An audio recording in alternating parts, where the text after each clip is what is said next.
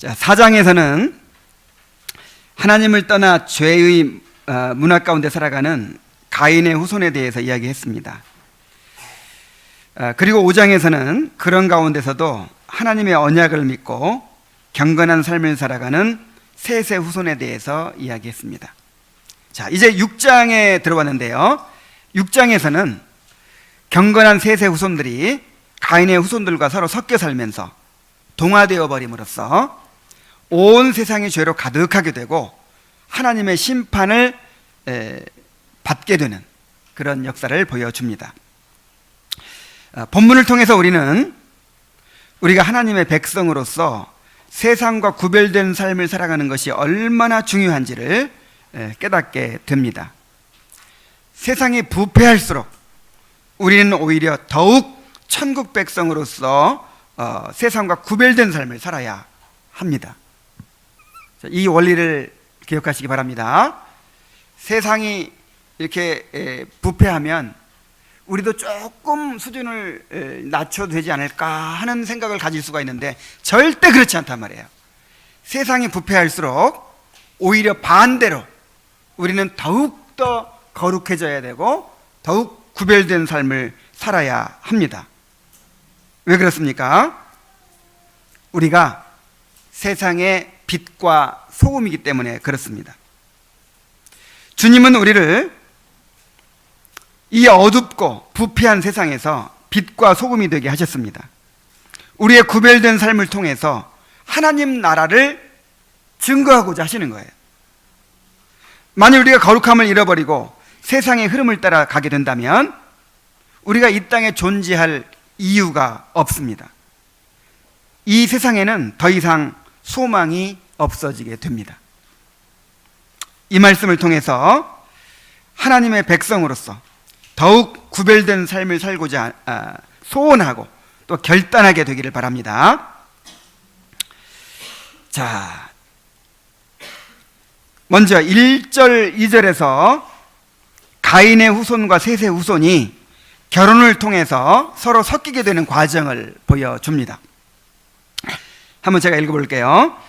사람이 땅 위에 번성하기 시작할 때에 그들에게서 딸들이 나니 하나님의 아들들이 사람의 딸들의 아름다움을 보고 자기들이 좋아하는 모든 여자를 아내로 삼는지라 그랬어요. 자, 여기서 하나님의 아들들과 사람의 딸들은 누구를 가리키는 것일까요? 어떤 분들은 하나님의 아들들을 천사들로 봅니다.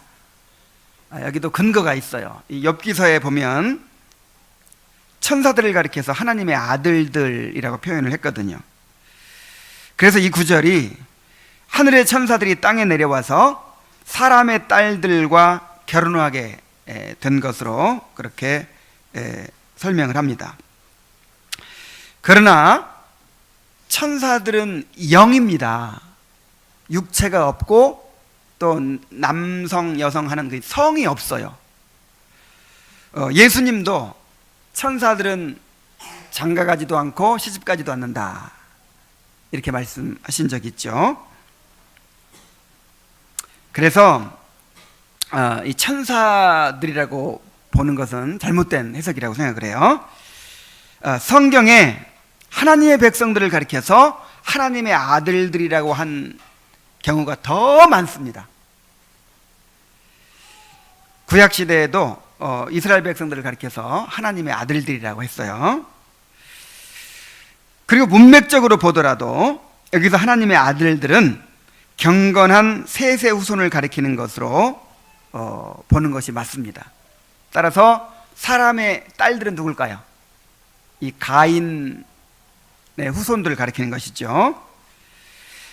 그래서 경건한 셋의 후손들이 이 불경건한 가인의 후손들과 결혼을 통해서 서로 섞이게 되고 그래서 서로 동화되어 버리는 이런 과정을 말해주고 있는 것입니다.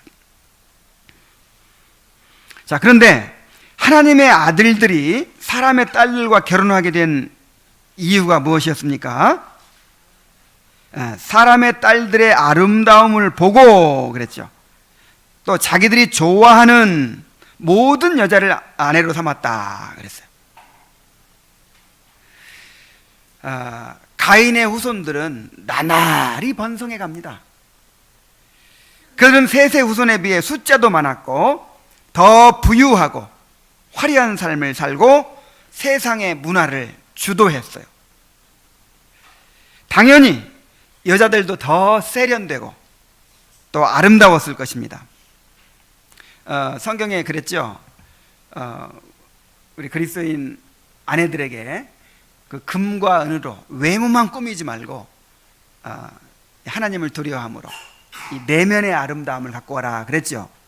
그래서 아마 그 당시에도 경건한 셋의 후손들은 뭐 그렇게 명품으로 치장하고 뭐 그러지 않았을 거예요.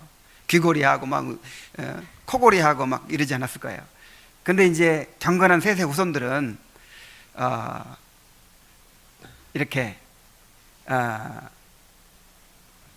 이제 외모에 신경을 안 쓰니까 아무래도 겉으로 보기엔 누가 더 화려해요?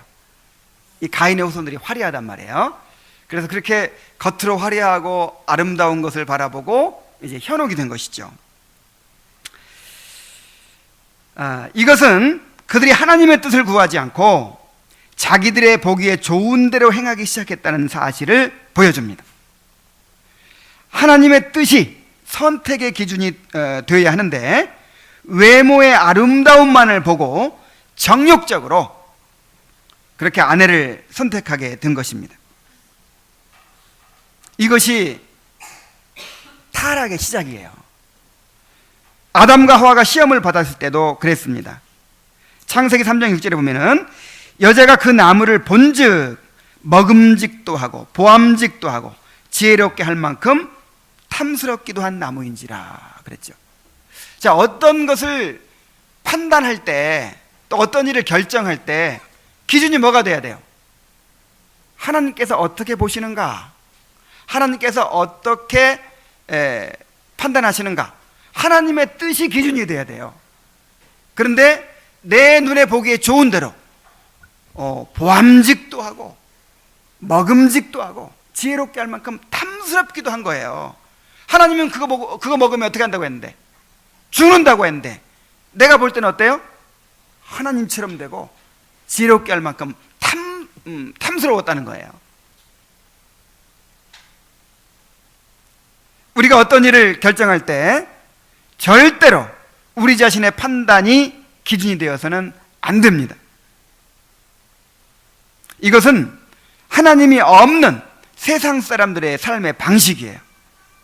하나님의 백성들은 모든 일을 판단하고 결정할 때 항상 하나님의 뜻이 기준이 되어야 합니다. 우리가 다른 사람들을 바라볼 때도 그 사람의 이 세상을 어떻게 바라보죠? 그 사람이 외적으로 어떻게 생겼는가, 외모가 어떤가, 그 사람이 돈을 얼마나 버는가, 뭐 학력이 어느 정도 되는가, 이런 걸 가지고 사람을 판단하죠. 근데 하나님의 판단 기준은 뭐예요? 그 사람이 하나님의 형상이라는 거예요. 그 사람에게 정말 하나님을 사랑하는 마음이 있는가, 그 사람이 진정으로 거듭난 사람인가, 육체대로 판단하지 않는다고 했어요. 우리도 이러한 하나님의 기준을 가져야 될 줄로 믿습니다. 모든 일에 있어서 이렇게 하나님의 뜻이 모든 판단과 결정의 기준이 되는 이런 삶을 살게 되기를 바랍니다. 자, 이렇게 셋의 후손들이 가인의 후손에 동화됨으로써 이 땅의 교회가 이제 거의 사라질 위기에 처하게 되었습니다. 하나님은 그들이 육신이 되었다라고 말씀하셨습니다. 여기서 육신이라는 말은 부패한 본성 혹은 부패한 본성을 따라 살아가는 그런 부패한 사람들을 가리키죠. 경건한 하나님의 백성들이 타락한 세상 사람들과 섞여 살면서 세상과 동화되어서 세상 사람들과 똑같이 되어버렸다는 것입니다. 그래서 하나님은 나의 영이 영원히 사람과 함께하지 아니하리니 라고 말씀하셨습니다. 하나님께서 얼마나 그들에게 실망하시고 진노하셨는지를 알 수가 있어요. 우리는 항상 세상의 타락이 문제라고 생각합니다. 오늘날 세상이 너무 타락했어, 너무 악해, 그렇게 세상을 한탄하죠. 그러나 세상은 처음부터 타락했어요. 처음부터. 세상은 처음부터 하나님을 반역하는 길을 갔습니다. 그래서 세상에서 뭔가를 기대해서는 안 돼요. 당연해요. 아직 죄가 극도로 번성하지 않아서 그렇지, 하나님께서 죄를 억제하고 계셔서 그렇지, 원래부터 세상은 악한 거예요. 지금 마귀에게 포로가 되어 있잖아요. 마귀의 지배를 받고 있잖아요. 세상은 갈수록 악해지기만 할 뿐 세상이 선해지거나 거룩해질 리가 없습니다. 진짜 문제는 세상의 타락이 아니라 교회의 타락이에요. 세상이 아무리 타락해도 교회는 거룩함을 지켜서 세상과 철저히 구별되어야 합니다. 그래야 교회가 세상을 책망하고 죄를 억제하는 역할을 해야 돼요. 세상과 구별되는 삶을 사는 그 자체가 세상에 어떤 메시지를 주는 거예요. 우리가 뭔가 잘못됐구나 하고 세상을 책망하는 것이 됩니다. 그것이. 그리고 죄를 억제하는 것이 되는 거예요. 이 앞에 도로에 그냥 막 건너 다녔는데 우리 바른생활 사나이가 있어요. 우리 오늘 성현웅 형제가 안 왔네. 아주 철저하게 지킵니다. 그래가지고는 나도 그 형제 때문에 도전을 받아가지고 이제는 책망이 되더라고요. 책망이. 목사가 돼가지고 이렇게 막 길을 건너다니니까 책망이 돼서 이제 지키려고 노력을 합니다. 이렇게 누군가가 뭔가를 구별된 삶을 살고 이렇게 지켜가면요, 그렇게 안 하던 사람들이 책망을 받아요. 그리고 억제가 돼요, 죄가. 그래서 우리가 이 세상의 죄를 없앨 수는 없지만 극도로 번성하는 것을 이 거룩한 이 교회가 이 억제하는 역할을 하는 거예요. 그리고 더 나아가서 세상과 구별된 삶을 통해서 하나님의 나라를 선명하게 드러내는 것입니다. 이 하나님의 나라를 어떻게 설명해 줘야 알겠습니까? 이 수박이 너무 단데 이 단 수박을 어떻게 알려줄 수 있겠어요? 삼각형으로 딱 조금 잘라가지고 맛보기를 딱 보여주죠. 그리고 그 맛보기를 조금 먹으면 어때요? 이 수박이 너무 단 수박이라는 걸 알게 돼요. 그래서 그 수박을 사는 거예요. 하나님의 나라가 얼마나 아름답고 거룩하고 복된 나라인지를 세상 사람들에게 하나님께서 알려주실 위해서 맛보기를 만드셨는데, 그게 뭐예요? 교회예요. 교회. 하나님의 백성들이에요.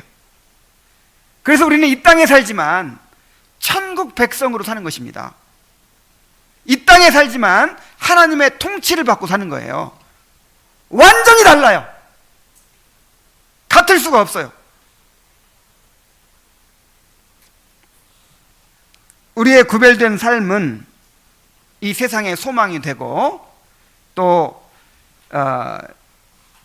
이 세상에 하나님의 나라를 드러내는 증거가 되는 것입니다. 그래서 교회가 타락하고 세상과 비슷해져 버릴 때 이보다 불행한 일은 없습니다. 그러면 이제 더 이상 이 교회는 존재해야 될 이유가 없는 거예요. 소금이 만일 그 맛을 잃으면 무엇에 쓰리요 그랬어요. 무엇으로 짜게 하리요? 자, 맛 잃은 소금을 어디다 쓸까요? 그것을 뭐 밭에 거름으로 쓸까요? 아니면 도대체 어디에 쓸까요? 다만 밖에 버리워 사람에게 밟힐 뿐이니라 그랬어요. 그래서 교회가 거룩함을 잃어버리면요, 그리스도인이 짠맛을 잃어버리면 하나님 나라에도 쓸모가 없고, 그 다음에 세상에도 쓸모가 없어요. 완전히 세상 사람도 아니고 또 하나님 나라 백성도 아니기 때문에 그야말로 무가치한, 어디에도 쓸모가 없는 그런 존재가 되어버리고 마는 것입니다.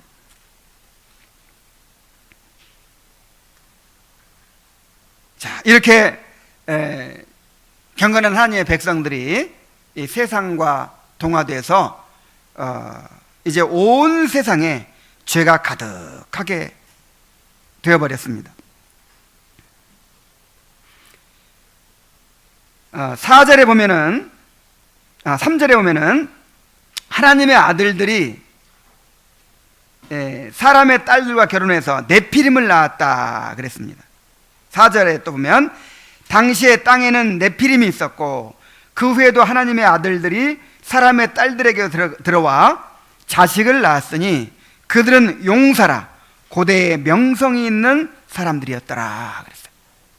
자, 네피림이 어떤 사람들이었을까요? 성경에서 자세히 설명하고 있지 않아요. 단지 용사였고 고대의 명성이 있는 사람들이었다라고만 합니다. 여호수아 시대에 가나안 땅을 정탐했던 사람들이 그 아낙 자손들을 봤어요. 체구가 엄청 큰 거인 족속들을 보고 이렇게 보고를 합니다. 우리가 네피림의 후손을 보고 왔습니다 그랬어요. 네피림의 후손일 리가 없죠. 왜냐하면 노아 홍수 때 다 멸망했으니까. 그래서 이건 비유적인 표현이에요. 그 네피림과 같은 사람들을 봤습니다. 그러니까 당시 사람들이 네피림에 대해서 어떻게 인식하고 있었다는 거예요? 거인들로, 그리고 용사들로, 그 다음에 아주 유명한 사람들, 이 세상을 이끌어가는 그런 영웅들, 지도자들, 이런 사람들로 이제 인식하고 있다는 것을 알 수가 있습니다. 그런데 하나님의 아들들을 천사로 해석하는 사람은 어떻게 이걸 해석하냐면, 천사들이 이 땅으로 내려와서 사람들과 결혼해가지고 네피림을 낳았다 이렇게 해석을 해요. 자, 천사의 씨를 받았으니 얼마나 체구가 장대하고 뛰어나겠어요. 그러나 이건 잘못된 해석이죠. 천사들과 인간이 결혼할 수도 없고 또 자식을 낳을 수도 없어요. 그래서 우리는 이 하나님의 아들들을 셋의 후손으로 보기 때문에 네피림이 누구겠어요? 셋의 후손과 가인의 후손 사이에 낳은 자식들인 것이죠.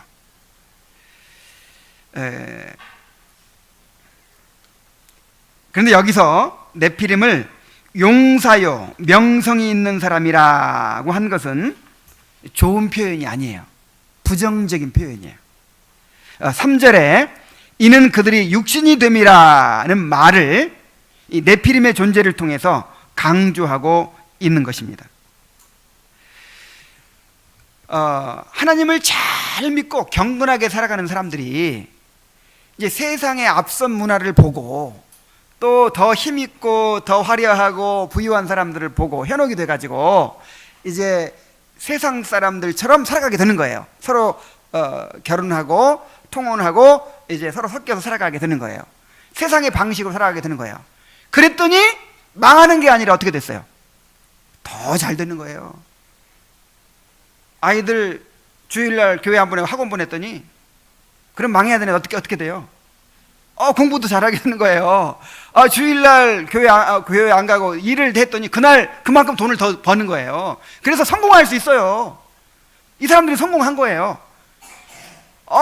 세상 사람처럼 그렇게 살아가니까 자식을 낳아서 공부도 그냥 잘 시키고 네피림을 만들었어요. 네피림을 세상의 영웅들로 만들고 지도자들로 만든 거예요. 그런데 경건을 잃어버리니까 그게 다 무슨 소용이 있습니까? 그 힘으로 죄 지는 데 쓰이는 거예요. 그 능력으로 죄를 낳는 거예요.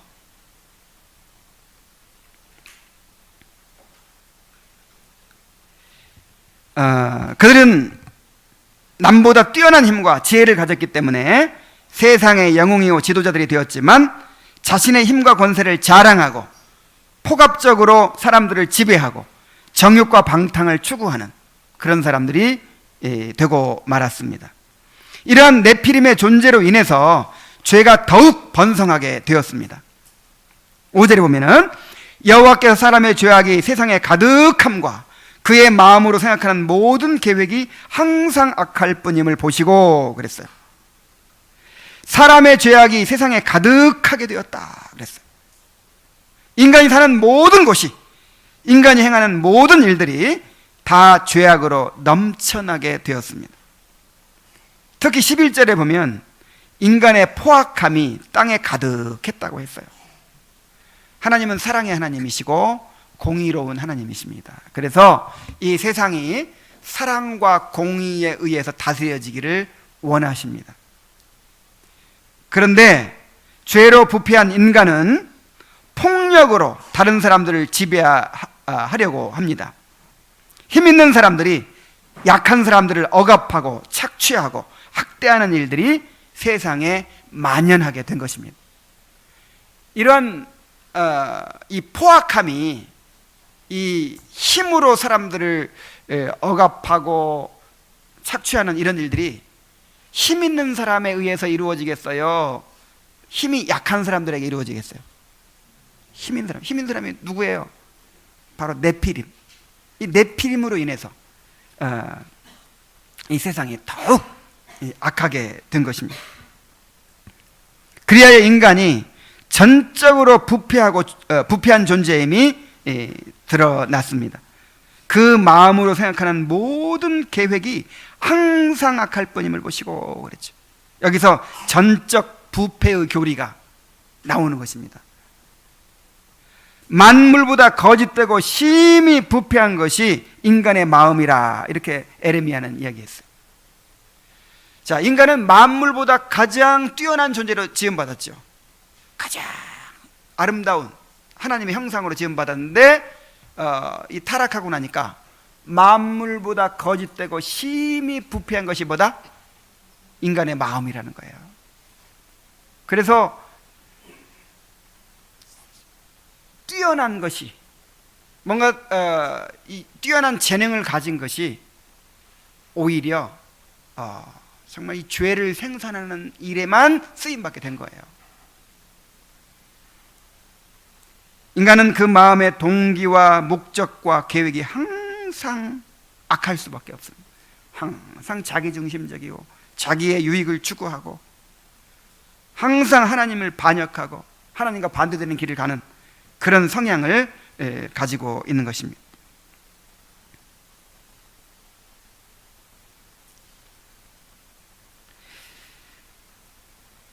이들의 모습을 통해서 우리가 이 땅에서 어떻게 살고 어떻게 우리의 자녀들을 양육해야 할지를 깨닫게 됩니다.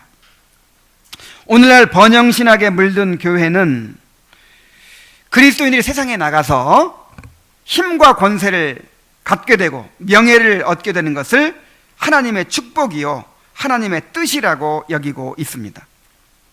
그래서 어떻게 하든 자녀들을 세상에서 뛰어난 사람으로 만들기 위해서 모든 노력을 다합니다. 신앙을 포기하고 이렇게 하는 게 아니에요. 신앙의 이름으로, 이게 신앙이에요, 이게. 그래서 번영신학이죠. 그래서 이 성경에서는 그냥 딱 흑백 논리로 셋의 후손, 가인의 후손 뭐 이렇게 딱 나누지만 실제로는 그렇게 나눠지지 않죠. 하나님은 그렇게 나누시지만 실제로는 이 하나님의 아들들이 사람의 딸과 결혼해서 이제 하나님을 잊어버리고 이제 신앙생활 안 했다, 그런 건 아닐 거예요. 이제는 넓은 길로 가는 거죠. 넓은 길로. 이제는 정말 하나님의 나라를 추구하는 게 아니라 주님의 이름으로 무엇을 추구해요? 세상 나라를 추구하는 거예요. 세상에서 잘 되기를 추구하는 거예요.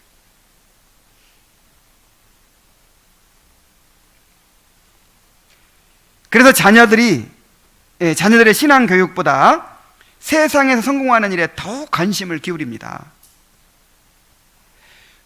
네피림 만들겠다는 거예요.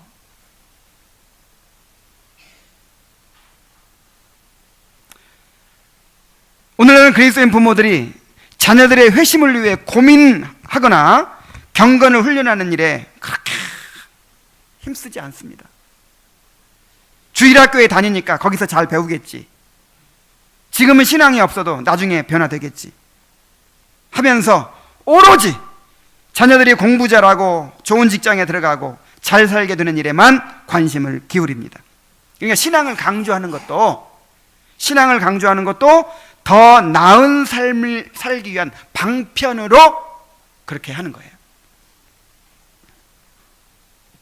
이것은 오늘날 그리스도인들의 신앙이 자기 부인과 십자가와 영생을 묵상하는 신앙의 본질에서 멀어져 있기 때문이고, 진정한 회심을 경험하지 못하고 있기 때문이고, 죄를 죽이고 경건을 훈련하는 것이 삶의 목표가 되지 못하고 있기 때문입니다. 여러분, 자신들이 진정으로 회심을 경험한 사람이라면 자녀들의 회심을 위해서 왜 고민하지 않겠어요? 내가 죄를 애통해 하면서 끊임없이 죄를 죽이고 경건을 훈련하는 일에 힘쓰고 있다면 왜 우리 자녀들에게 그런 삶을 살도록 그렇게 하려고 힘쓰지 않겠어요?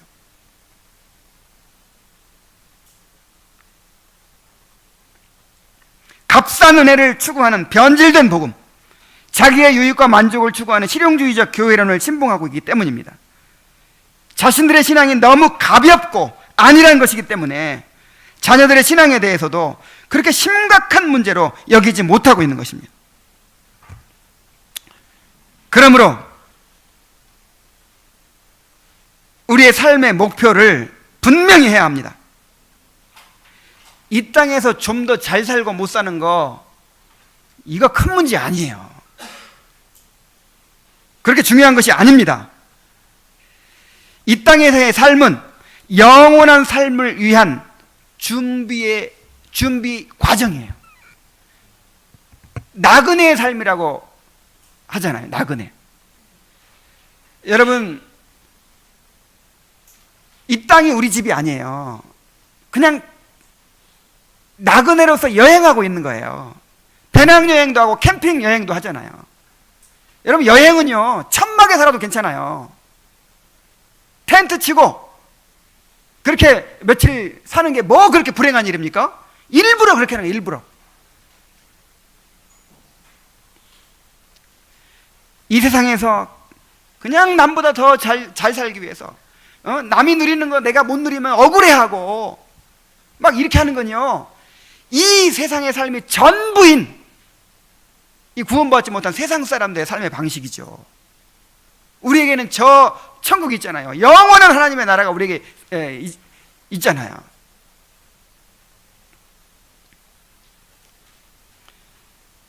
우리가 이 땅에서 살아가는 목적은 이 구원을 이루는 데 있어요. 우리의 삶에서 경험하는 모든 일들이 다 우리의 구원을 이루도록 허락된 것입니다. 합력하여 선을 이루게 되어 있는 것입니다. 하나님을 알아가는 것이 우리 삶의 유일하고도 중요한 그런 목적이 되어야 돼요.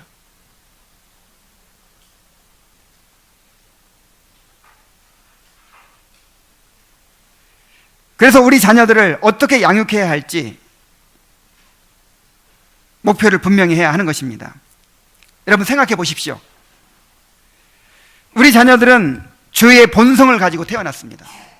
그냥 가만 내버려둬도 하나님을 반역하고 그냥 자기를 신으로 삼고 죄의 길로 가도록 돼 있어요. 그냥 가만 내버려둬도. 또한 우리 자녀들이 살아갈 이 세상은 너무나도 부패한 세상입니다. 그리고 인류 역사상 지금보다 더 자아를 강조하는 시대가 없었어요. 여러분, 이 시대의 어떤 이 사조를 알아야 돼요. 우리 어렸을 때만 해도 원래 여자 팔자는 그런 거야, 뭐 이런 말들이 있었어요. 아, 원래 그럴 수밖에 없어. 뭐 군대를 가더라도 아, 원래 쫄병되면 그럴 수밖에 없어. 뭐 이런 게 있어요. 근데 지금은요, 이 자기 권리를 이만큼이라도 침해받으면요, 가정에서나 직장에서나 뭐 어디서든지 뭐 이건 있을 수가 없는 일이에요.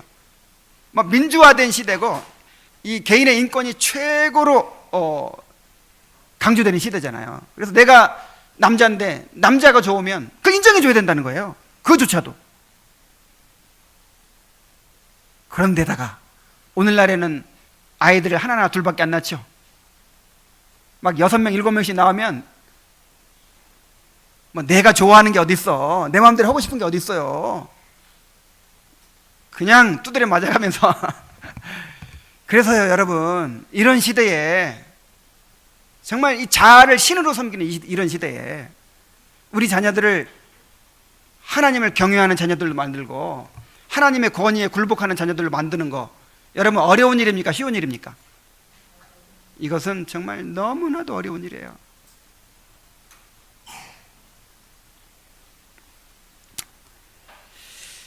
우리 교회는 올해만 해도 4명의 아이들이 태어났어요. 그리고 앞으로도 계속해서 아이들이 태어나게 될 것이 예정되어 있죠. 아이들이 태어날 때마다 정말 이보다 더 기쁜 일이 없습니다. 아이들이 태어나니까 교회 분위기가 얼마나 정말 좋아지고 있습니까? 그런데 한편으로는 저는 아이들이 태어날 때마다 무거운 책임감이 느껴집니다. 이 아이들은 어떻게 자라가야 되나? 이 아이들을 어떻게 이제 하나님의 자녀들로 키워내야 되나?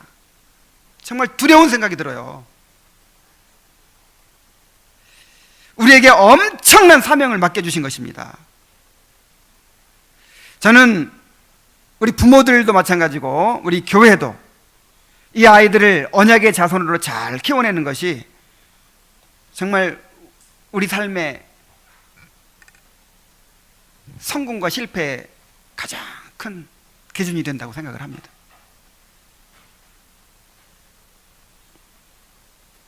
그러므로 우리가 이 일을 최우선의 목표로 삼고 하나님의 은혜를 구하면서 모든 노력을 다해야 합니다. 여러분, 막 큰 교회에서 그렇게 막 전문화되고 막 이런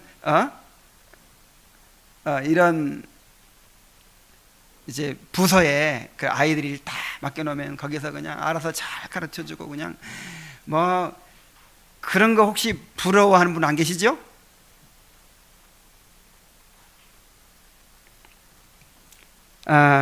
하나님은 부모가 책임을 지고 자녀들에게 경건을 가르치고 훈련하도록 하셨습니다. 그렇게 언약을 이렇게 대대로 전수하도록 되어 있어요. 언약을. 그리고 신명기 6장에 보면은 언약 백성의 첫 번째 책임이 뭐라 그랬어요? 신명기 6장 4절 이하에 보면은 마음을 다하고 뜻을 다하고 성품을 다해서 주 너희 하나님을 사랑하라 그렇게 해놓고 그 사랑하는 길의 첫 번째가 뭐예요? 내가 너에게 명하는 이 말씀을 자녀에게 부지런히 가르치라 그거잖아요.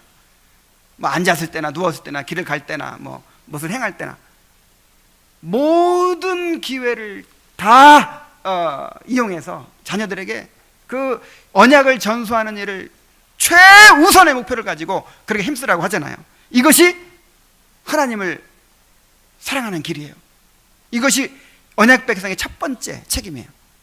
그래서 종교개혁 시대에 칼빈도 이 자녀들의 신앙 가르치는 것을 가장 중요하게 여겼어요.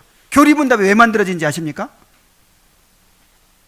자라나는 아이들에게 가르치기 위해서요. 이 교리문답이요, 아이들을 위한 거예요. 사실은 교리문답이라는 게 왜 필요하냐면 외우라고 필요한 거예요. 외우라고.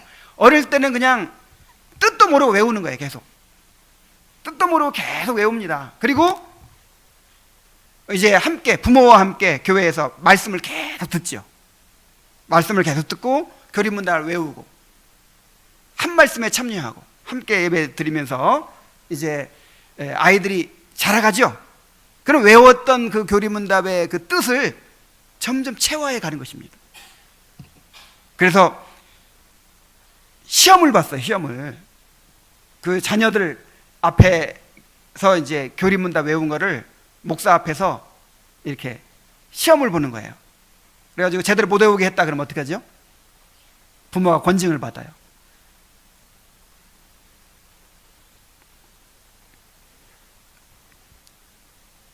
자, 이 자녀들의 신앙 훈련이, 신앙 교육이 어떻게 이루어져야 되는지 아시겠지요? 이 교회 안에서 이루어지는 거예요. 교회 안에서 한 말씀에 참여하고 함께 예배 드리면서 또 교리문답을 배우면서 부모들의 그 신앙을 바라보면서 그렇게 아이들이 신앙을 배워가는 거예요.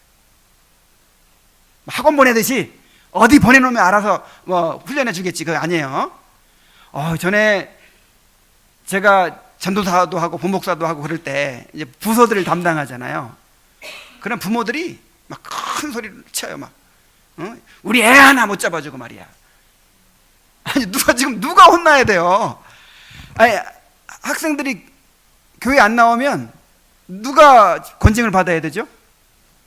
부모가 권징을 받아야 되는데 전도사님들이 말이야, 선생님들 말이야, 애를 못 붙잡아주고,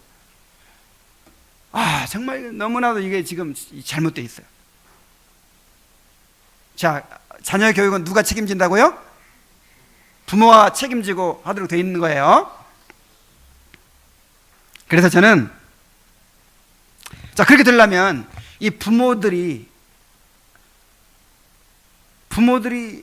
정말 치열하게 그렇게 두렵고 떨림으로 자신의 구원을 이루어가는 그런 삶이 되지 못하면 이게 되겠어요, 안 되겠어요? 내가 경험한 걸 물려주게 돼 있는 거예요. 그래서 저는 이 부모들의 신앙이 중요하다고 생각을 해요. 그래서 부모들이 먼저 하나님을 경외하는 부모가 되고 하나님을 경외하는 가정이 되고 그렇게 돼야 되거든요. 그래서 자녀들이 태어날 때마다 이 부모들의 이 경건의 수준을 어서 빨리 높여야 된다는 생각이 들어요. 막 마음이 조급해져요. 그렇다고 우리 형제들이 못하고 있다고는 뜻이 아닙니다. 이 신방할 때만 느끼는데 정말 잘 성장하고 있어요. 그래도 마음이 안 놓여요. 자, 그렇게 하려면 또 이 목사가 이 경건의 수준이 더 높아져야 된다는 생각이 들어요. 자, 우리 모두가 기도하면서 은혜를 구하면서 그렇게 우리 자신들이 하나님을 경외하는 사람들이 되고 또 우리 자라나는 세대들을 하나님을 경외하는 사람들로 그렇게 만들어 가도록 해야 될 줄로 믿습니다. 자, 하나님은 이 사람들의 이 죄가 세상에 가득함을 보시고 그 마음의 생각이, 계획이 항상 악할 뿐임을 보시고 이제 이 세상을 심판하고자 하셨습니다. 이제 더 이상 소망이 없잖아요. 교회가, 이 구별된 삶을 살아야 될 교회가 이제 빛을 잃어버렸으니 이제 세상은 더 이상 존재할 가치가 없어지는 거예요. 그래서 심판을 작정하셨습니다. 5절 6절 봅니다. 여호와께 사람의 죄악이 세상에 가득함과 그 마음에 생각하는 모든 계획이 항상 악할 뿐임을 보시고 땅 위에 사람 지으셨음을 한탄하사 마음에 근심하시고 그랬어요. 자, 하나님이 보시고 또 하나님 앞에라는 말이 이제 이 6장에서 계속 반복돼요. 그러니까 그 하나님, 죄를 누구 앞에 짓는다고요? 하나님 앞에. 그리고 하나님이 그걸 어떻게 하신다고요? 보신다고요. 이렇게 하나님이 다 보고 계십니다. 그리고 한탄하시고 근심하셨다고 했어요. 이 한탄하셨다는 말은 후회하셨다는 말이에요. 근심하셨다는 말은 너무너무 마음 아파하셨다 이 말이에요. 이런 표현을 이제 신인 동영론적 표현이라 그렇게 얘기합니다. 쉽게 말하면 의인법이에요. 의인법. 하나님이 후회 안 하시죠? 하나님 한번 작정하시고 그 작정이 이루어지는 것이지 뭐 하나님의 작정하신 것 하신 대로 안 되고 뭐 이렇게 하나님의 작정이 어긋나거나 이런 일은 없잖아요. 그래서 하나님이 후회하시거나 뭐 뜻을 돌이키시거나 이러진 않지만 그만큼 이 죄에 대해서 아파하시고 이 진노하시고 또 슬퍼하셨다는 것을 이제 신인 동영론적 표현을 통해서 말하고 있는 것이죠. 그래서 이 말씀을 통해서 우리가 짓는 죄가 하나님께 얼마나 심각한 것인지를 알 수가 있어요.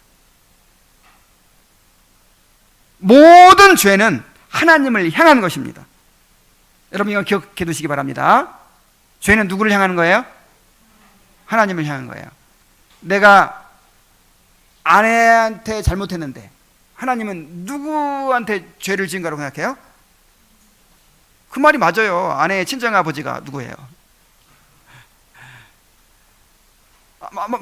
내 입장도 그럴 것 같아요. 내 딸을 눈물 나게 했어. 그러면 아버지가 얼마나 속상하겠어요. 자, 이 아내가 지금 누구 딸이에요? 하나님 딸. 왜 내 딸에 눈물 나게 했냐? 이건 누구한테 죄 짓는 거예요? 하나님한테. 하나님의 눈을 찌르는 거예요. 너 이스라엘 백성을 범하면 내 눈동자를 범하는 것이라 그랬어요. 하나님의 눈을 찌르는 죄예요. 남편도 마찬가지죠. 남편이 누구 아들이에요? 하나님의 아들이죠. 내 아들 죽으라고 그냥 고생해서 벌어먹이고 있는데 이렇게 순종하지도 않고 존경하지도 않고 바가지나 긁고. 자, 모든 죄는 누구한테 짓는 죄다? 하나님 앞에 짓는 죄다. 여러분 이걸 기억하셔야 돼요. 이거를 하나님의 눈을 찌르는 것이다. 죄는 하나님을 반역하는 것이고 하나님의 거룩함을 더럽히는 것이고 하나님의 영광을 침해하는 것입니다. 정말 하나님께 심각한 거예요. 얼마나 심각하면, 죄가 얼마나 큰 문제면 하나님의 아들이 그렇게 처참하게 십자가에서 죽으셔야 했겠습니까? 그리고 오늘 이제 오후에 그거 얘기할 건데, 십자가를 통해서 죄가 얼마나 무서운가를 여러분 항상 생각해야 돼요. 바라봐야 돼요. 하나님은 세상을 심판하기로 작정하셨습니다. 7절에 이르시되 내가 창조한 사람을 내가 지면에서 쓸어버리되 사람으로부터 가축과 기는 것과 공중의 새까지 그리하리니 이는 내가 그것들을 지었음을 한탄함이니라 그랬어요. 내가 창조한 사람을 지면에서 어떻게 버리겠다? 쓸어버리겠다. 홍수를 통해서 완전히 그냥 없애버리고 이제 세상을 재창조하시겠다는 거예요. 새롭게 만드시겠다는 거예요.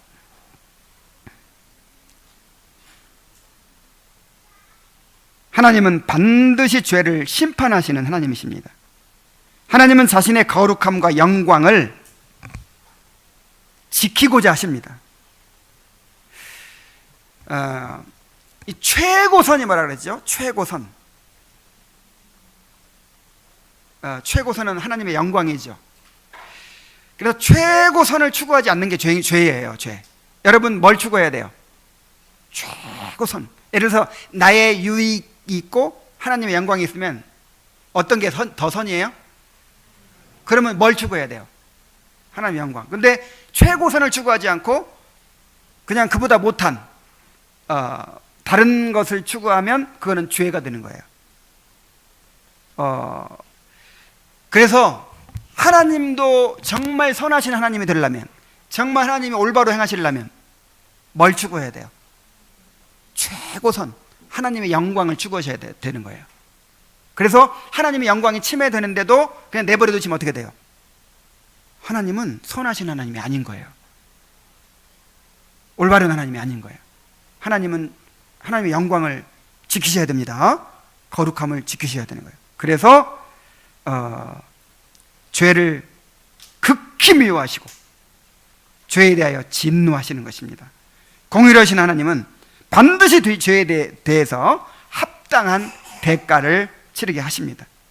그래서 이 홍수 심판은요, 장차 있게 될 그런 이 세상의 영원한 심판의 전조예요. 모형이에요. 그래서 홍수 심판을 통해서 하나님께서 이렇게 전 지구적인 심판을 하시게 되겠구나 라는 것을 우리에게 보여주는 것이죠. 우리가 심판을 두려워해야 됩니다. 하나님은 당장 형벌을 내리실 수도 있지만 하나님은 자비하셔서 회개의 기회를 주셨습니다. 얼만큼 주셨습니까? 120년. 그들의 때가 120년이 되리라 그랬죠. 이것은 어떤 분들은 이게 인간의 수명이 앞으로 120년이 될 것이다 이렇게 이야기하는 분들이 있는데, 자, 지금 인간의 수명이 120년입니까? 그리고 그 노아 시대 이후로도 120년이 아니었어요. 뭐 240세까지도 살고 막 그러잖아요. 또 아브라함은 175세까지 살고 이삭은 180세까지 살고 막 이렇게 하다가 점점 줄어서 모세 시대는 길면 70이요 강건하면 80이라 80 이렇게 됐잖아요. 지금 우리는 얼마나 살아요? 지금 한 8, 90 살죠. 그래서 인간의 수명을 120년으로 하겠다 이 뜻이 아니고, 이제 심판하시는데 하나님은 자비하시기 때문에 당장 심판하시지 않습니다. 회개의 기회를 주십니다. 그 기간이 얼마예요? 120년. 이제 120년 후에 심판하실 거예요. 120년 동안 노아가 방주를 예비하면서 이제 하나님은 심판을 증거하는 것이죠. 하나님은 우리에게도 유예 기간을 주고 계십니다. 지금 하나님 믿지 않고 죄 가운데 살아가는 사람을 당장 멸하실 수 있어요. 아니 그렇게 해야만 돼요. 하나님의 진노가 불의로 진리를 막는 모든 경건치 않은 일과 또 경건치 않은 그런 사람들에 대해서 날마다 하늘로부터 쫓아나고 있다고 했어요.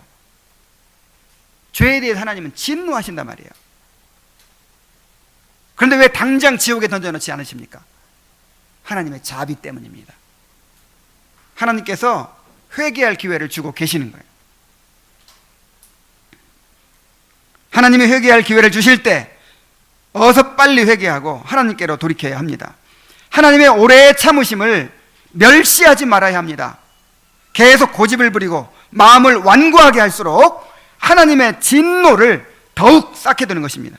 로마서 2장 4절 5절에 보면은 혹 내가 하나님의 인자하심이 너를 인도하여 회개하게 하심을 알지 못하여 그의 인자하심과 용납하심과 길이 참으심의 풍성함을 멸시하느냐?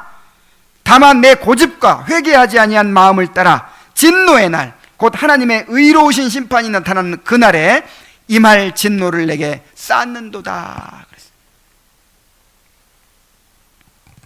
그 심판의 날이 언제일지, 오늘이 될지 내일이 될지 아무도 알 수 없습니다.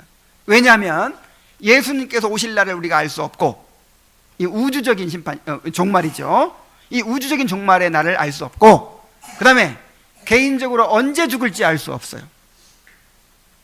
내일을 우리가 알 수 없어요. 우리는 우리의 생명이 하나님의 손에 붙들려 있기 때문에 하나님이 날마다 생명을 공급해 주심으로 살아가고 있는 거예요. 근데 하나님께서 놓는 순간 우리는 그냥 죽는 거예요. 그러면 영원한 이제 심판에 이르게 되는 것이죠. 주님은 그날이 우리가 예상하지 못할 때 도적같이 임한다고 했습니다. 평안하다 안전하다 하고 안심하고 있을 때 어느 날 갑자기 하나님의 심판이 임하게 될 것입니다. 얼마나 두려운 일입니까? 영원한 지옥의 형벌을 받게 되는데 얼마나 두려운 일입니까? 그러므로 기회가 있을 때 회개하고 값없이 베풀어 주시는 구원의 은혜를 받아들이게 되시기를 바랍니다. 자, 이제 8절을 통해서 이 말씀을 맺어 보겠습니다. 자, 온 세상이 죄악으로 가득해서 하나님의 교회가 완전히 사라져버린 것처럼 보였습니다. 이야, 얼마나 이 세상이 어두워졌냐면, 얼마나 교회가 이렇게 그야말로 무너져 버렸냐면 딱 한 가정 남은 거예요. 딱 한 가정. 자, 이럴 때가 있었어요. 그러나 하나님은 자신의 택하신 백성을 보존하셨습니다. 바로 노아의 가족이었죠. 9절에 보면 노아는 의인이요 당세에 완전한 자라 그랬습니다. 또 하나님과 동행했다 그랬습니다. 참 놀랍습니다. 온 세상이 죄악으로 가득했을 때 노아는 어떻게 그러한 삶을 살 수 있었을까요? 바로 그가 하나님의 은혜를 입었기 때문입니다. 그러나 노아는 여호와께 은혜를 입었더라 그랬잖아요. 아무리 세상이 타락해도 하나님의 은혜를 입은 자들이 있습니다. 세상에 있는 교회가 모두 다 넓은 길로 가고 세상과 다 타협한 것처럼 보여도 하나님께서는 자기 백성들을 보존하고 계십니다. 하나님께 특별한 은혜를 주셔서 거룩함을 잃지 않게 하십니다.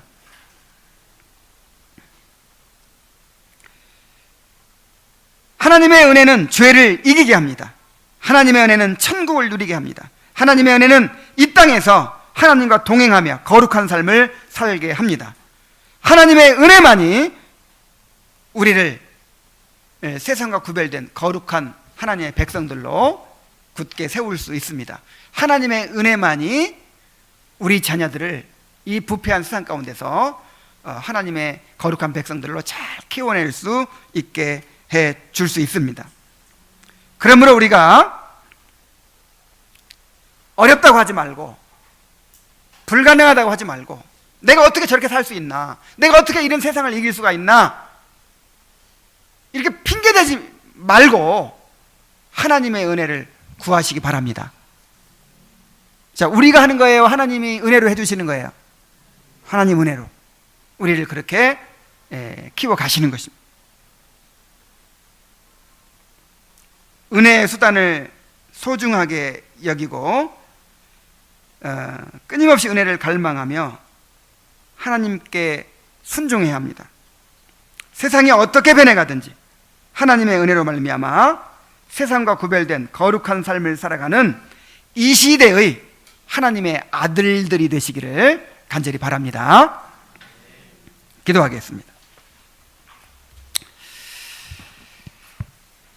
은혜로우신 아버지 하나님, 오늘도